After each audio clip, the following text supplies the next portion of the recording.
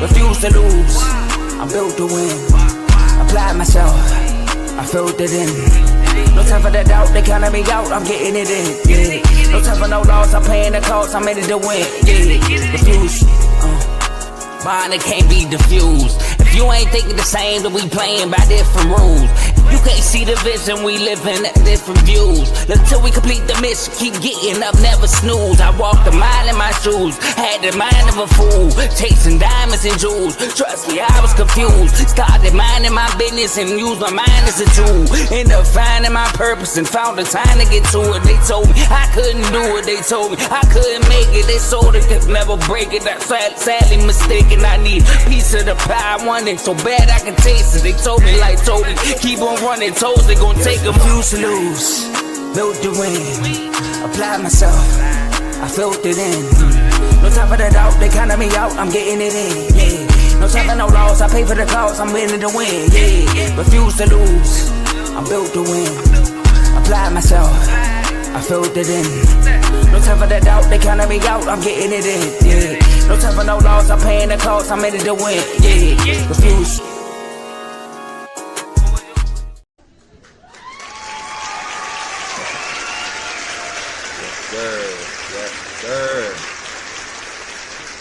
With them. Hello everybody, welcome to another episode of RBO with your boy Vaughn. I am here to talk some NBA with you guys. We got the playoffs still going down, and it's going a way a lot of people wouldn't imagine it to go, I'm pretty sure, in some of these series. So we got 3 series that we're going to talk about. We're not going to talk about Golden State today. We're going to save them for another time. But we're going to talk about the Knicks and the Celtics series. We're also going to dive into the Pacers versus the Cavs, the Nuggets versus OKC as well. Before we get started, though, I would like for everybody to like, subscribe, share this video with anybody that's an NBA fan, someone that's like to get a different perspective rather than what the mainstream is talking about. Because I don't just talk about the things that's right in your face. You know, we got to dive a little deeper sometimes. So, also, download, there's a link to become a member. Become a member with the R2L family. You get access to the different chats on IG where we debate every sport out there. And then we also have a parlay chat. We also watch the games, and we're live in the chats talking about the games, and it's just a ton of fun. Also, check out every other show on this network. We have boxing. We have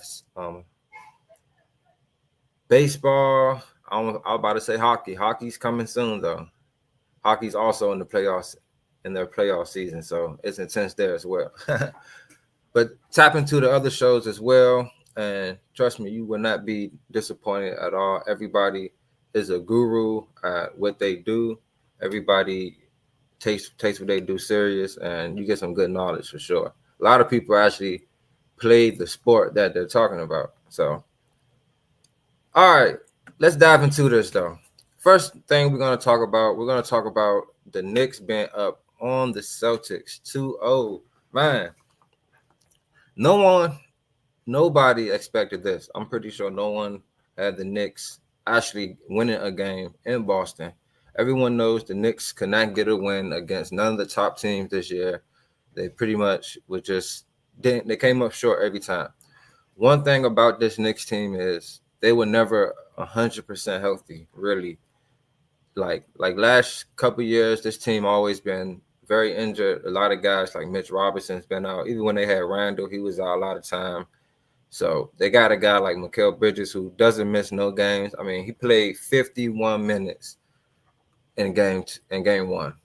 That is amazing. I know I called him out. I said one thing that was tough for me to pick the Knicks in this series was guys like Cat, guys like Mikal Bridges that they brought over. They just wasn't bringing it every night for me, you know. There were guys that would just not show up. And you can't do that against a team like Boston. But let me tell you something.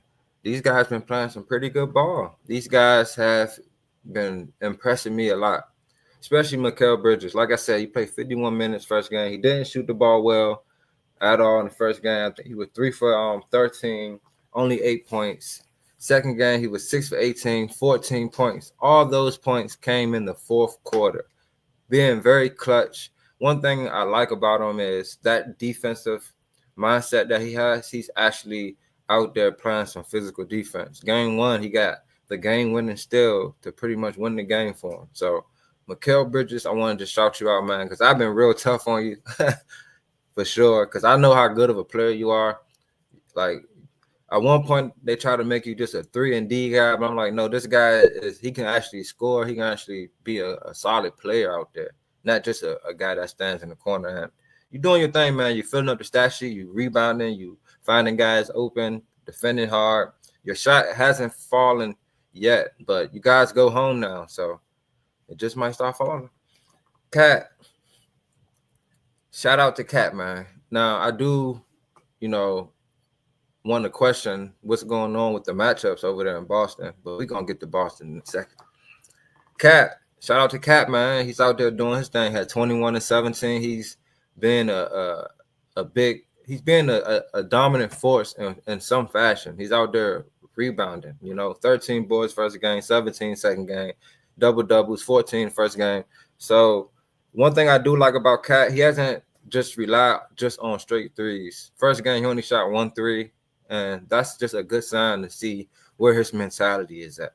So I like what I'm seeing from this Knicks team. Like, this Knicks team is fighting. They're not giving up. It's like they're keeping at it. Josh Hart, shout out to Josh Hart, 23 points last game. Been on the boards as well. I mean, when he shoots the 3-ball, like he shot the 3-ball this game, the Knicks would be a tough team to beat because their starting 5 is just like the Celtics starting 5. Everybody out there is a threat to score. Everybody out there can shoot the 3. Everybody out there can put the ball on the floor and get to the basket. It'll be the same thing with the Knicks. So this is a pretty exquisite matchup for the Celtics. I would say this is their best matchup they've had in the playoffs since last year when Joe Mazzulla started coaching.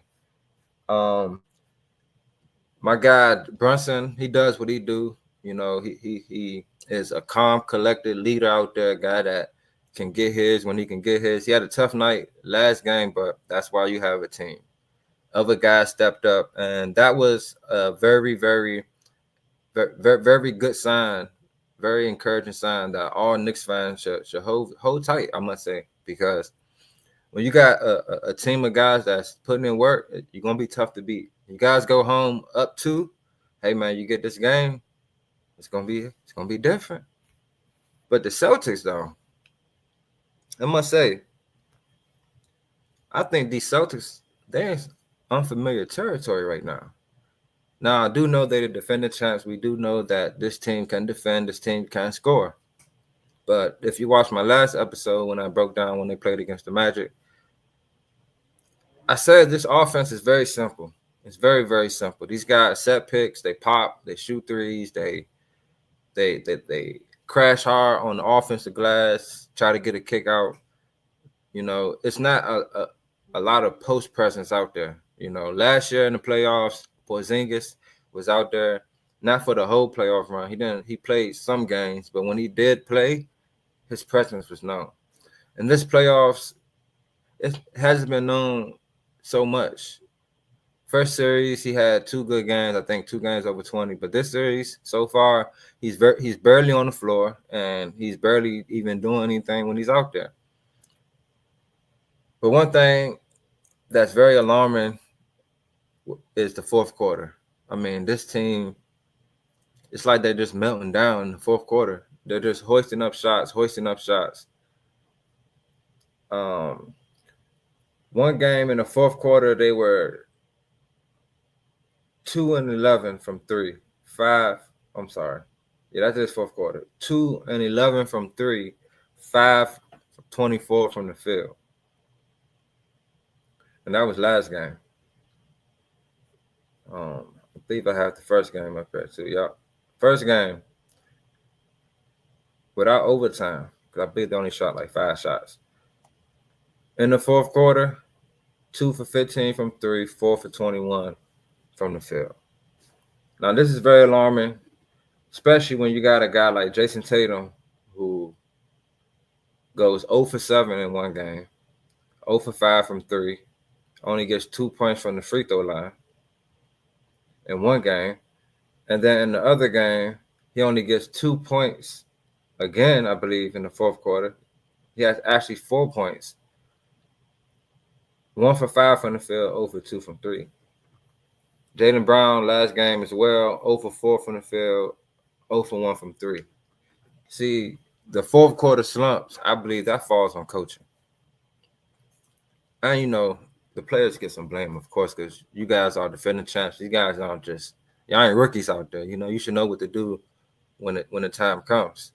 But here's why I say they're in unfamiliar territory. See, last year on a run, let's analyze it for a second. First series, who they play? The Miami Heat. When they played the Miami Heat, was Jimmy Butler there? I don't think so. They ended up beating the Heat 4-1. Next series, they played the Cavs. First 2 games, Donovan Mitchell was there. They split with them. The rest of the series, Donovan Mitchell did not play. Next series after that, they played the Pacers. First 2 games, Halliburton plays at Boston, of course. They lost both games. First game went to overtime. Second game, they lost handily. Halliburton doesn't play the rest of the series. And then we all know what happens in the finals against Luka. See, this year, this is a healthy Knicks team. Jalen Brunson is there. Josh Hart is there. Cat is there. Bridges, I'm not going to name all those guys. Let me just name Brunson. Brunson is there. See, it's different when you battling against a team in a series when their best players there. It's just a different thing. The other players play a lot more confident. When you got your guy there, it's a breath of fresh air. It's like, okay, my guy's there. I'm a Magic fan. I understand that. Because when we played the Celtics, that third quarter when Paolo was out, you can tell the energy wasn't there. They felt like they didn't have a shot. I believe one of the Celtic players even said that. So this is Joe Mazzulla's second year coaching. He has to start making some adjustments. I know you guys live by the 3, die by the 3. But we got to see something. They got to win something. Shout out to my bro Joe. If they win this year, it would solidify them. And that's a fact. If the Celtics winning this year, I believe you're talking about the Celtics. If they win it this year, they have the talent. I'm not saying it's over at all. Because we know what they can do. Them shots falling, it's a different story. But when they're not falling, you have to adjust. You have to be able to adjust. You have to be able to get buckets, even if it calls for free throws. Donovan Mitchell, what you about to talk about next. I think he had like 12 points in the fourth quarter. Eight of them came from free throws, though. You got to find a way to get to the basket, especially if you up. Can't be blowing leads. So this is a very interesting time for the Celtics. I'm curious to see how Joe Mazzulla is going to bring them out. I know the players are going to come out on fire, but they're unfamiliar territory. This Knicks team can get hot at home. When that crowd is going to be electrifying. It's going to be intense. So we're going to see what happens because pressure is on for sure. Pressure is definitely on. But that's the Knicks versus the Celtics. Shout out to everybody tuned in, man. I appreciate everybody that's locked in with your boy. Make sure you tap in, like, subscribe, share this. Don't forget all the other shows. And I'm going to keep it on with the flow. Next, we got Pacers. They up 2-0 on the Cavs. Shout out to this Pacers team, man. I got on them last year because I'm like, yo, y'all, they can score. We know they can score. They added Siakam, a veteran, a guy that can do a little bit of everything. I thought that'd give him a little bit of, grit and grind because he's a scrappy type of guy. And it kind of did, This year, this team, I feel like they played with a little bit more force at times while still keeping their offensive identity. They're not like the greatest defensive team, but you can't punk this team. This team ain't going to sit back and just let you punk them. They're going to go at you.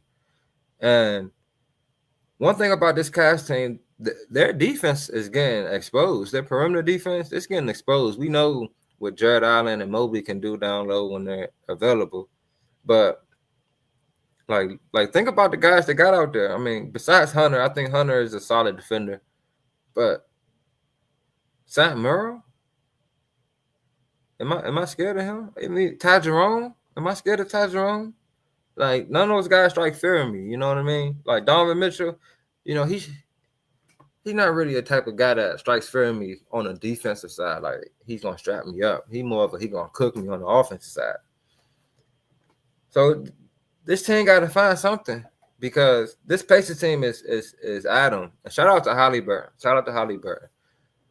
He is an emerging star still, doing his thing, making a name in the playoffs. That's where you make your name. He's doing that, hitting game winners, being clutch for his team. And this Pacers team, they up 2-0, going back home just like the Knicks, and they play tonight at 7:30. This Cavs team, Ty Jerome, was 1 for 4 last game, 2 points, and they lost by 2 points. No, 1 point, I believe. It's unexcusable. When you got other guys that go down, Garland's down, Hunter's down, Mobley's down, you got to step up. He had 20 points first game when Garland was down, but we need more. They needed more from him. This is the main story. The Cavs' fourth quarter woes. Can the Cavs keep pace? Can they keep pace? I mean, every game, they had a shot. First game, the Pacers jump out on them. They jumped out on them. The Cavs jumped out on them. I mean, the Pacers jumped out on them. What happened? The Cavs make it a game. They fight. It's the playoffs. It's basketball. It's game of runs. All the way to the fourth quarter, with about 7 minutes and some change left, the score was 101 to 102. The Cavs just took the lead on a Max Strus free throw. By the way, he went 1 for 1. He missed one. 1 for 2, sorry.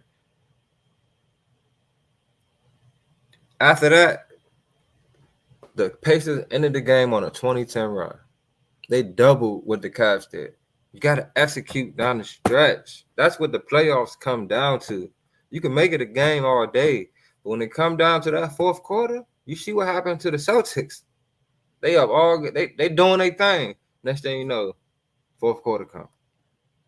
Same thing with the Cavs.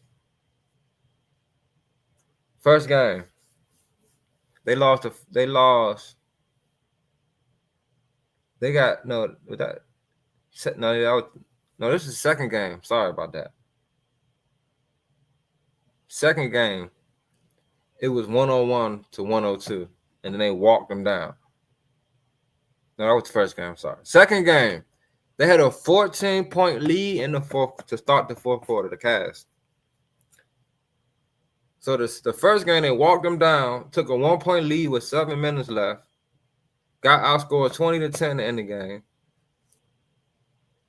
Then the second game, they had a 14-point lead and then lost 36-21 in the fourth quarter. That's a 15-point difference, y'all. In the fourth, with 57 seconds left, it was a 7-point lead for the Cavs. And y'all know what happened? So they give up 3 terrible offensive rebounds. Well, I would say one of them isn't terrible, but it's a bad one. One offensive rebound, I believe it was Siakam at the free throw line. You have Okoro and you have Jared Allen on the block, boxing out Turner. They close down on him. They clamp down on him. Nobody boxes out the shooter.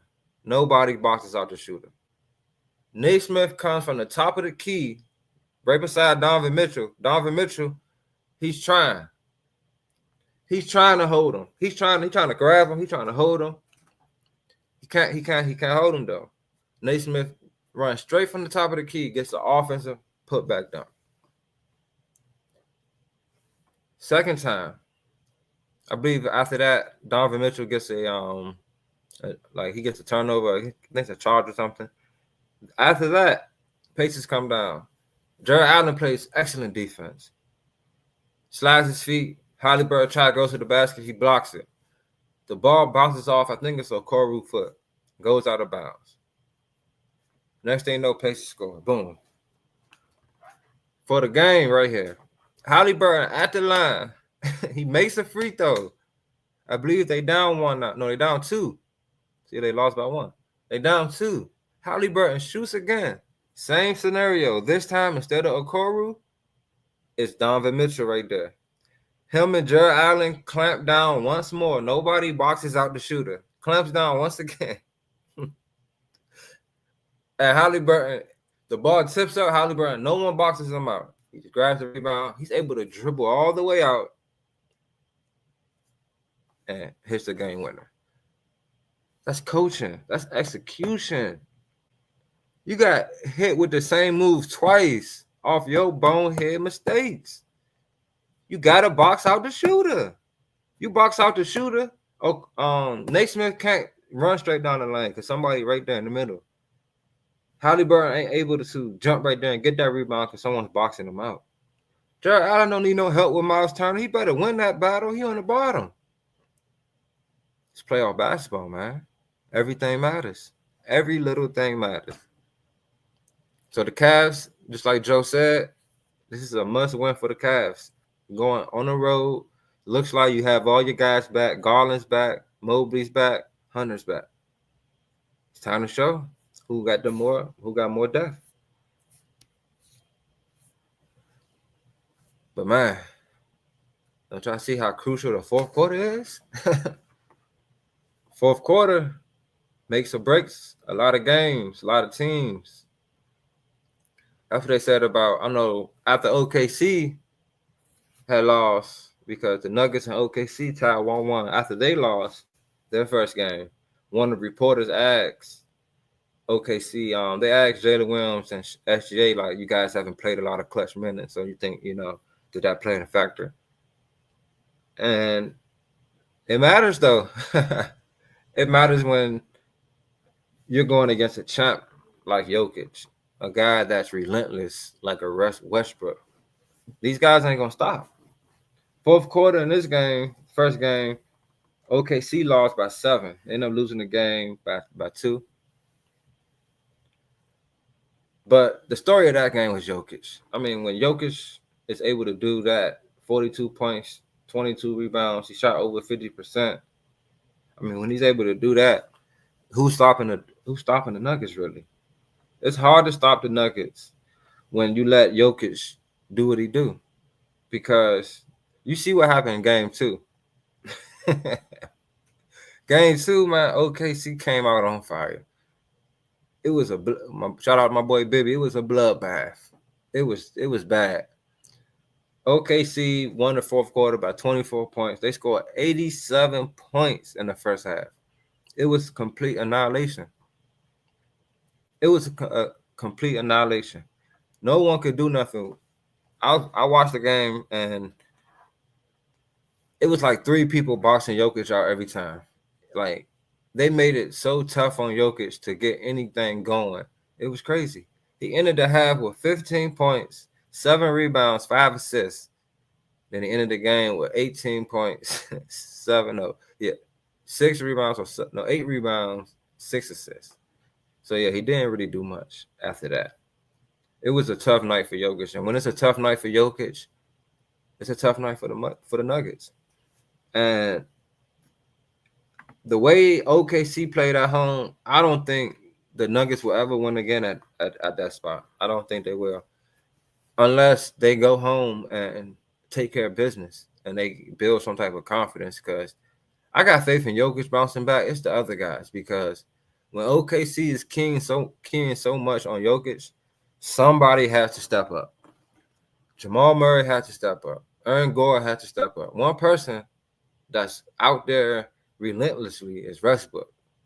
Russell Westbrook is going to go out there and give you what he's going to give you. Now, he even said it. It's going to come with some turnovers. It's going to come with some bad plays, bad shots.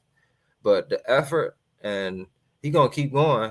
I think he probably the only one had a okay game other than I don't think no one really had an okay game.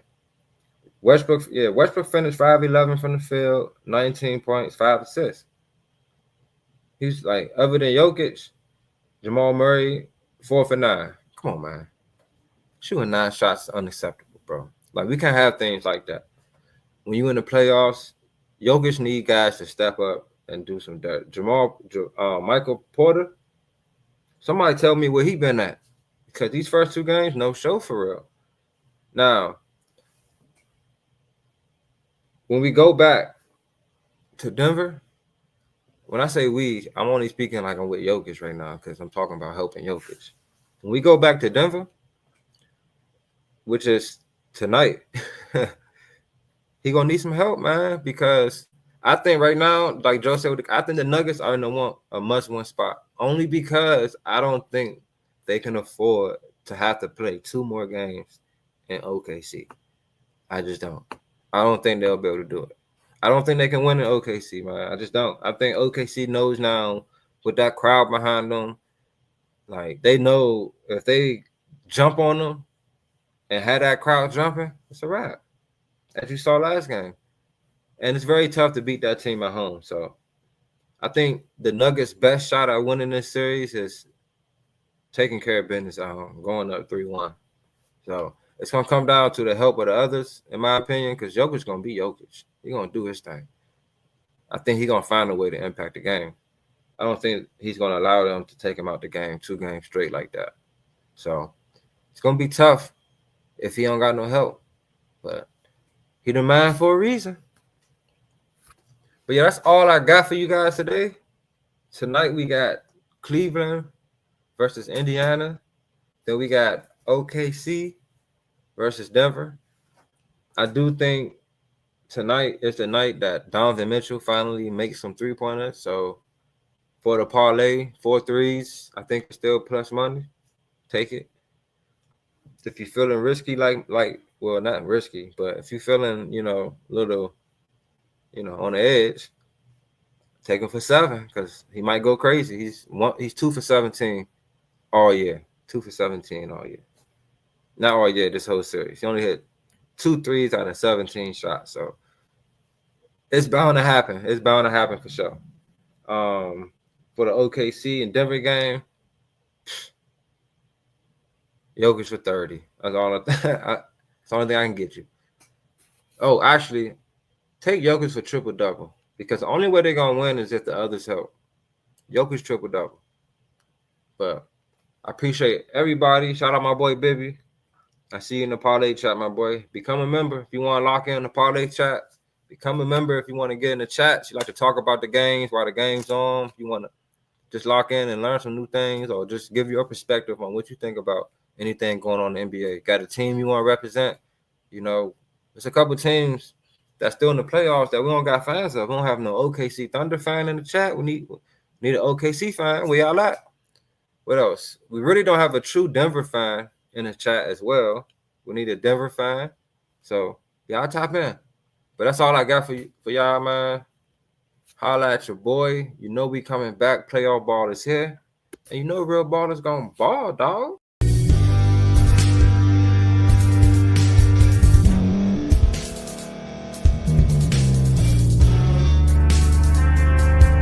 Thank you for staying to the end. If you're watching this on YouTube, please like this video, subscribe, and also hit that notification button so you can be notified next time we put out a video. If you're listening on any podcast platform, subscribe and hit that notification button, y'all, so you can be notified we put out another podcast audio.